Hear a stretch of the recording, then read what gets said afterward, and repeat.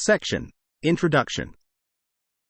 We've been observing how the practice of pre-training large language models, LLMs, has become more accessible and widespread, allowing both academic and industrial groups to develop their own custom LLMs. A significant factor that sets these models apart is the type and amount of data they're trained on. It's crucial to pick and choose the right data from the vast, unorganized content available on the web, which often includes poorly written material. While some methods for selecting high-quality data have been shared publicly, many of the best techniques remain a secret within the research community, supported only by scattered pieces of evidence. Documenting effective data curation methods is a costly process, as it involves multiple rounds of retraining the models. Moreover, as we scale up the size of language models, the chinchilla scaling laws suggest that we should also linearly increase the computing power and the amount of data used for training.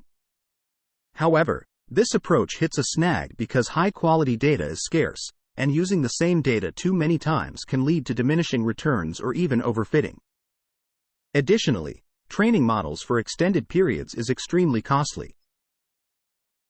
In recent times, synthetic data has emerged as a promising solution, especially for fine-tuning pre-trained LLMs through various methods. For instance, synthetic datasets like tiny stories and high-quality textbook data have been used to train smaller models that can perform as well as larger models on specific tasks. However, generating this synthetic data, often by prompting models like GPT 3.5, can be very expensive and may introduce a bias towards certain topics. In our work, we introduce a new approach called Web Rephrased Augmented Pre-training, RAP, which aims to address three major challenges related to data curation: deciding what data to pre-train on, how to do so with limited data, and how to pre-train efficiently. We found that rephrasing web documents using a readily available, medium-sized LLM can make learning more efficient than using raw web text. This approach not only improves performance on datasets that are different from the training data but also does so more effectively than just adding more web data. Specifically, RAP uses a smaller LLM to rephrase unstructured and poorly written web documents in various styles. This method doesn't depend on the LLM to provide knowledge, which helps avoid factual errors and biases. By maintaining the information while changing the style, we can tap into the web's natural diversity. Our experiments show that this approach can significantly improve performance on a wide range of tasks and domains with much less data or computing power. For example, our models trained with synthetic data outperformed those trained with significantly more data and computing resources on various tasks. Additionally, we observed a substantial reduction in perplexity on the PILE dataset, and our model, trained on a mix of real and synthetic rephrases and using only a fraction of the C4 corpus, outperformed a larger model trained on the entire C4. Lastly, we explore the potential risks of data leakage, the characteristics of synthetic data styles, and how combining synthetic data can enhance the pre-training of LLMs using RAP. Related to our work, neural scaling laws for language models have shown a linear relationship between model size and the needed training data. However, these laws were initially based on single epoch training. Recent studies have highlighted the diminishing returns of using the same data for more than 4 epochs and the risks of overfitting when reusing even small portions of the training data. Section Summary. The section discusses the challenges of data curation for pre-training large language models, LLMs, and the use of synthetic data to address these challenges. It highlights the proposal of Web Rephrased Augmented Pre-training, RAP, as a solution to the ambiguity around data curation, aiming to pre-train LLMs more efficiently by rephrasing web documents using an off-the-shelf medium-size LLM. The study demonstrates that RAP allows for training equivalent models with significantly less data and compute, outperforming models trained with much larger datasets, and reducing perplexity by 50% on the PILE dataset. In summary, the section emphasizes the importance of data curation for LLM pre-training and introduces RAP as a method to address challenges related to data selection, limited data, and computational efficiency. It also highlights the effectiveness of RAP in training LLMs with synthetic data, resulting in improved performance with significantly less data and compute, as demonstrated in evaluations on zero-shot tasks and language modeling domains. Section: Dataset Selection. We're diving into the process of choosing the best data for training large language models, LLMs, a crucial yet often overlooked area. For example, the GPT-2 model was trained using links from Reddit that had at least 3 karma, suggesting these links were likely interesting, educational, or humorous. Following this, other researchers have applied different rules to pick out documents, like preferring those that look like Wikipedia entries or filtering out texts based on various criteria such as the presence of certain common words, document length, the proportion of letters, average word length, the ratio of symbols to words, and whether lines start with a bullet point or end with an ellipsis. Some researchers suggest that instead of just filtering out bad data, we should focus on refining high-quality datasets. A method named Do-Re-Mi was introduced to select the best mix of data from different areas for training language models by adjusting the weight given to data from various domains. At the same time, it was found that removing duplicate data could make pre-training more efficient. Recently, several techniques have been developed to automatically weed out low-quality data, speeding up the fine-tuning of LLMs. This is also true in the field of image language models, where new methods have been created to filter out poor-quality data from large datasets. When it comes to data augmentation and synthetic data, some studies have shown that using stories simple enough for toddlers or high-quality textbook-like data can help models perform better on tasks requiring reasoning and coding. However, training models on synthetic data generated by other models, especially after several rounds, can sometimes hurt performance. Yet, some researchers argue that using a model to generate its own training data can actually be beneficial. This approach has even been used to train small models for paraphrasing and summarization that outperform much larger models like GPT-3. The use of synthetic data alongside real data has been shown to improve model performance significantly, both within and outside their training distribution. However, relying too heavily on synthetic data can lead to problems, such as when models trained on their own generated data for too many cycles start to break down. To tackle the challenges of generating high-quality synthetic data, which can be costly and complex, we propose a method called RAP.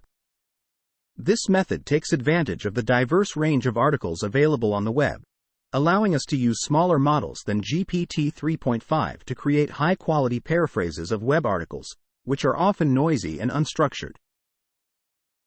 In our work, we've noticed that prioritizing high-quality data, like Wikipedia texts, can improve language models, though this idea isn't well defined and mainly comes from scattered observations.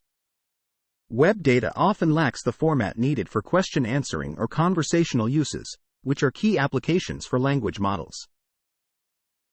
With this in mind, we've designed our rephrasing efforts to cover 4 styles: easy, simple enough for a toddler; medium, high-quality English like Wikipedia; hard, complex and dense language; and QA, question and answer format.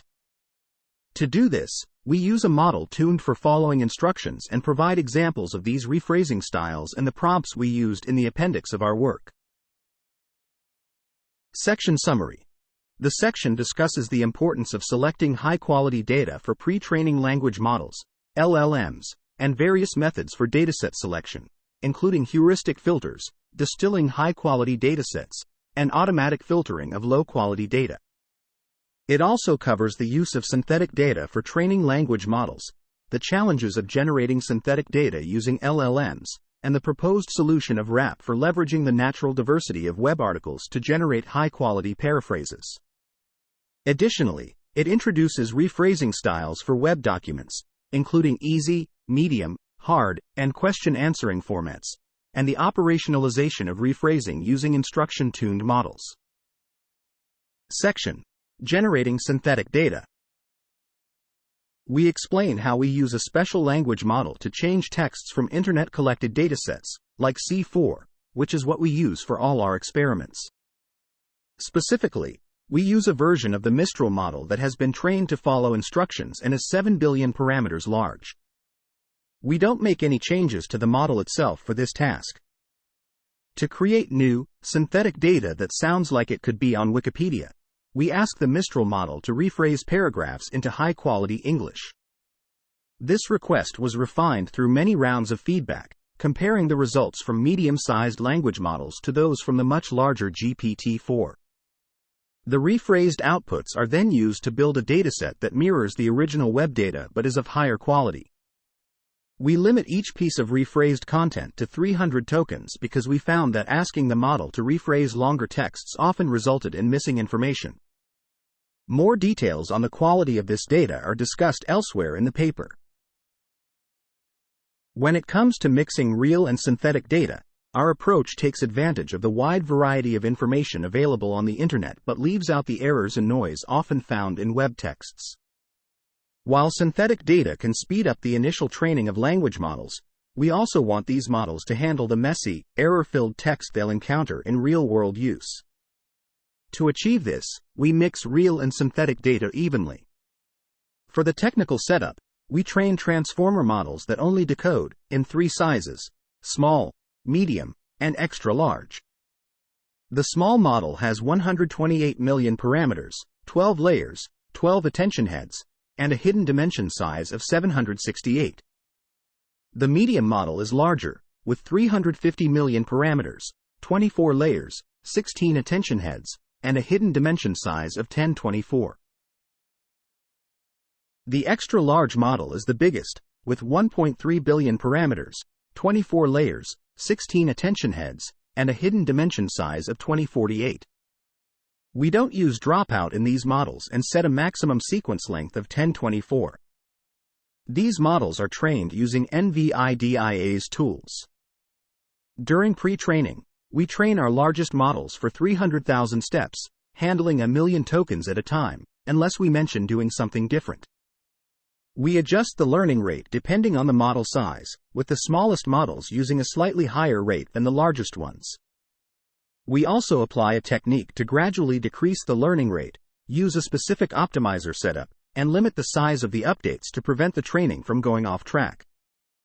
We check how well our models have learned by testing them on different types of texts that they weren't specifically trained on. Although all models are trained using either the original C4 dataset or a version we've rephrased, we test them on 21 different types of texts to see how well they can adapt.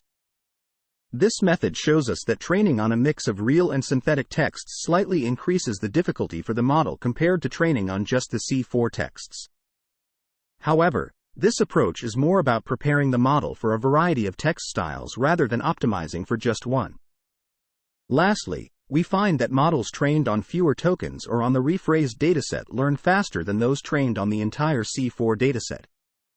In some areas, like academic papers and tech news, using synthetic data can significantly improve the model's performance, suggesting that simply using more real data isn't always the best strategy. On average, our models performed 50% better across various types of texts when trained with both real and synthetic data compared to just real data. Section Summary. The researchers utilized an instruction-tuned language model to generate synthetic data by rephrasing texts from web-crawled datasets like C4. They used a frozen Mistral 7B instruction-tuned model to prompt the generation of high-quality, synthetic data, aiming to incorporate information diversity found on the Internet. Additionally, the study involved training decoder-only transformer models at different scales, pre-training XL models for 300K steps, and evaluating the perplexity of the pre-trained model on various out-of-distribution datasets. Section: Learning Speed. We've noticed that right from the start, even after processing just 10 billion tokens, our language model's performance on the PILE dataset is better than what we achieved after training on the C4 dataset for 15 times longer. This indicates that our training method is about 15 times faster. We'll talk more about how quickly our model learns when we discuss tasks it hasn't seen before, to make our comparisons more meaningful. When it comes to tasks the model hasn't seen before, we tested our pre-trained language models on a variety of question-answering benchmarks. We looked at 13 different benchmarks in total to see how well our models can handle a range of natural language tasks. These tasks test everything from common sense reasoning and understanding language and knowledge to solving math problems. In the general understanding category, we included datasets that test a wide range of cognitive skills and language comprehension. For example, ArcEasy is a simpler version of ArcC and asks questions that need basic reasoning skills. BoolQ asks yes, no questions to test reading comprehension and general language understanding. Winagrande challenges the models with common sense reasoning, especially in figuring out pronouns. PIQA looks at how well models understand physical processes, which is crucial for common sense. Hella Swag tests if models can coherently complete scenarios, requiring both language understanding and common sense. Truthful QA focuses on generating truthful, accurate answers, testing the model's grasp of facts. OpenBook QA checks the model's understanding of a wide range of facts and concepts.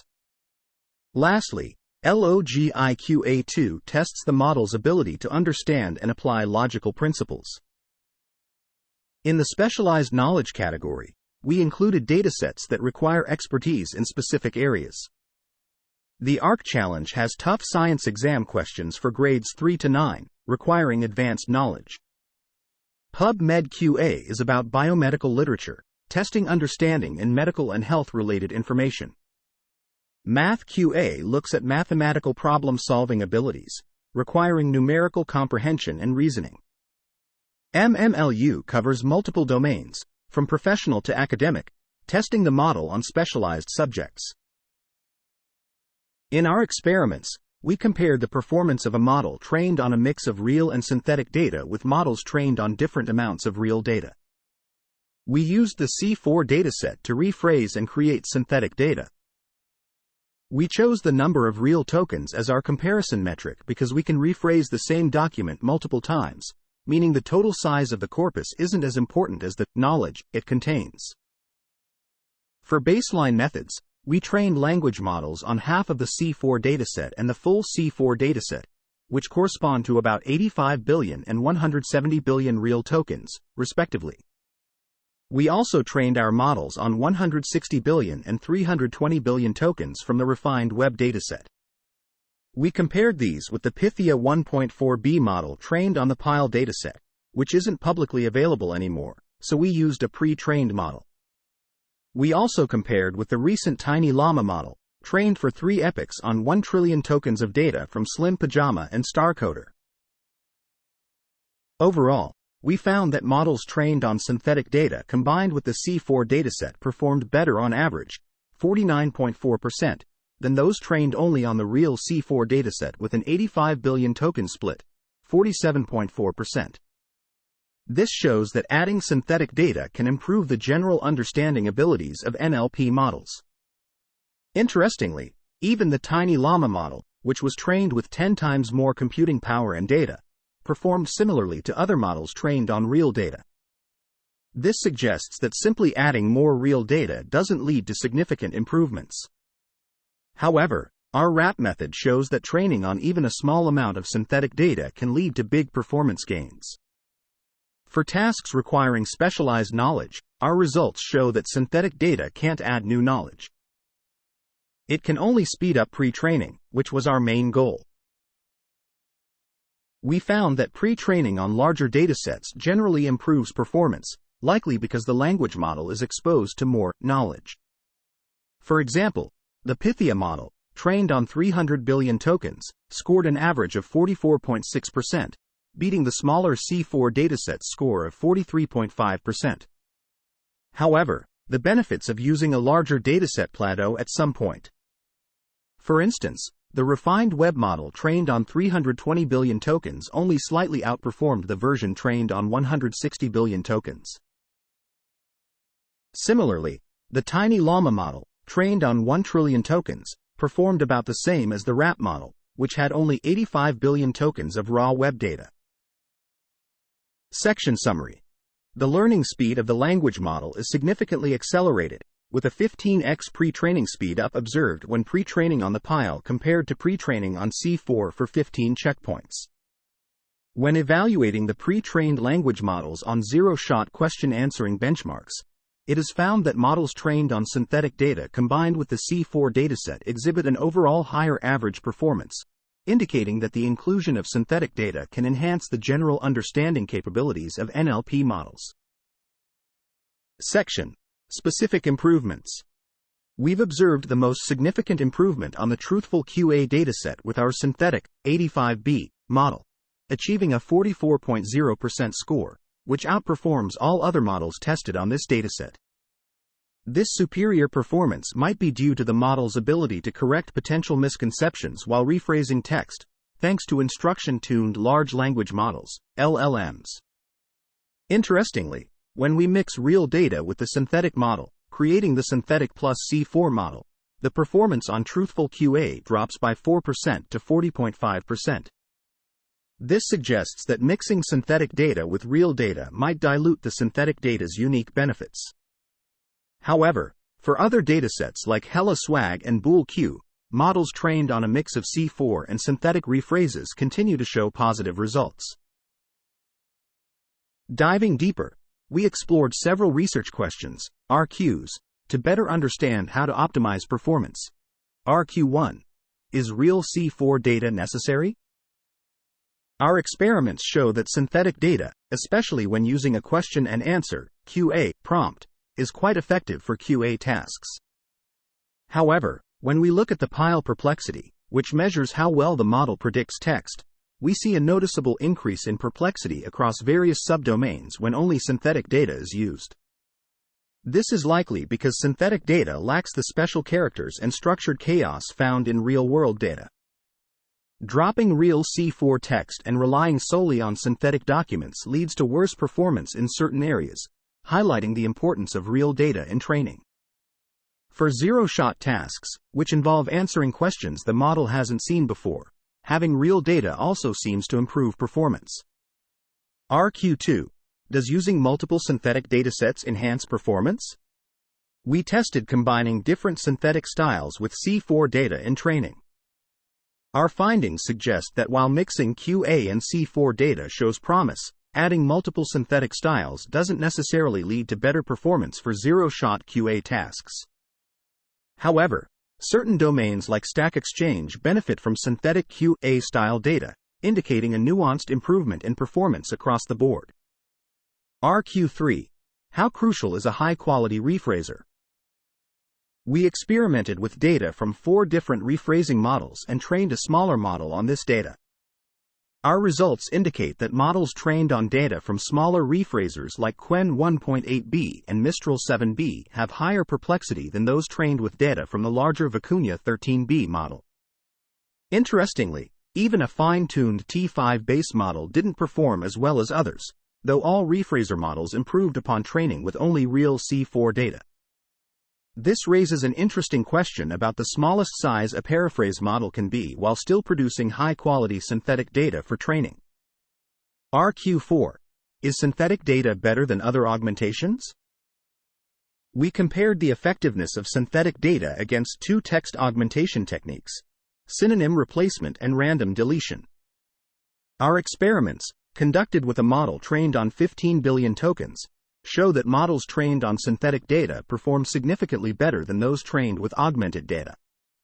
This suggests that synthetic data doesn't just act as another form of data augmentation but actually enhances the learning process in a more meaningful way. Section Summary. The Specific Improvements section discusses the performance of different models on various datasets. It highlights that the synthetic 85B model scores 44.0% on the truthful QA dataset, indicating a significant improvement, while the addition of real data to the synthetic model reduces performance on truthful QA.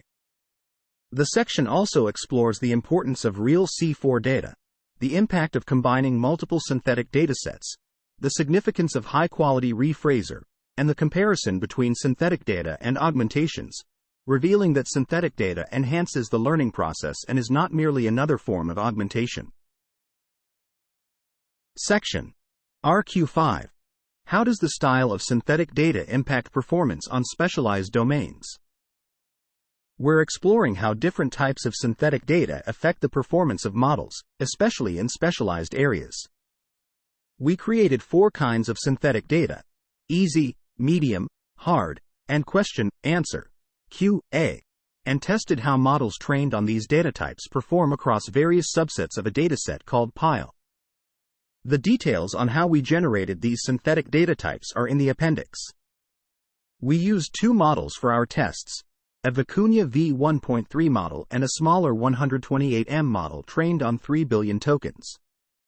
Our findings, illustrated in a figure, show that models trained on a mix of real data from the C4 dataset and synthetic data that matches the domain style tend to perform better. However, no single type of synthetic data was the best for all domains. This suggests that while it's hard to know beforehand which synthetic data type is best for pre-training a large language model, LLM, using a variety of synthetic data styles can improve the model's ability to handle different domains by reducing perplexity by 16%. Next, we looked into whether the synthetic data we created was too similar to the original data, which could mean we're not really adding new information but just copying what's already there. To check this, we compared synthetic data to the original C4 data to see if our rephrased versions maintained the same meaning but with a different style. We used a subset of 1,000 samples from each dataset and analyzed the similarity of their sentence embeddings, which are numerical representations of sentences, using a pre-trained BERT model. Our analysis showed that the synthetic data was indeed similar in meaning to the original data but distinct enough to be considered new information. When it comes to whether it's better to generate synthetic data or just use more real data for training, it depends on the situation. For languages or domains where there's not much data available, synthetic data is a great solution. But for more common languages like English, where there's a lot of web data available, the decision is less clear. We found that even a very large model trained on 3 trillion tokens didn't perform much better than models trained on a mix of real and synthetic data. This suggests there's a limit to how much improvement we can get just from using more data. Generating synthetic data does have its costs, but we found it to be a worthwhile investment. For example, generating 85 billion tokens took about 25,000 GPU hours using a specific setup. In comparison, training a model on 300 billion tokens would take about 6,000 GPU hours. So, generating synthetic data can be more cost-effective, especially if we can improve the efficiency of data generation, which our experiments suggest is possible. Plus, once we've generated the synthetic data, we can use it to train multiple models, and data generation can be done in parallel, making it a flexible option for utilizing available computing resources. Section Summary. The section discusses the impact of different styles of synthetic data on model performance and the potential for data leakage from the rephrased model to the trained model. It is found that training with combinations of real C4 and synthetic data matching the style of the domain at evaluation improves performance, but no single synthetic data style performs the best across all domains. Additionally, the cost analysis suggests that while the cost of generating high-quality data is relatively high, the advantages of synthetic data generation include a one-time investment and 100% parallelizability, making it a viable option for pre-training language models. Section: Diversity of synthetic generations. We're discussing the challenge of ensuring variety in the data we create. This variety is influenced by both the style and the knowledge that the generated data contains. Recently, some researchers have tried to introduce newness by picking certain topics or scenarios to guide the model in producing fresh texts. However, a study has found that when we use language models to help with writing, it tends to make the content less diverse, especially if the models are fine-tuned with specific instructions. To tackle this problem, we focused on rephrasing as a way to keep the content varied and interesting. But, determining whether or not this approach actually maintains or improves diversity in the content, and understanding its effects, is something we'll need to explore in future research.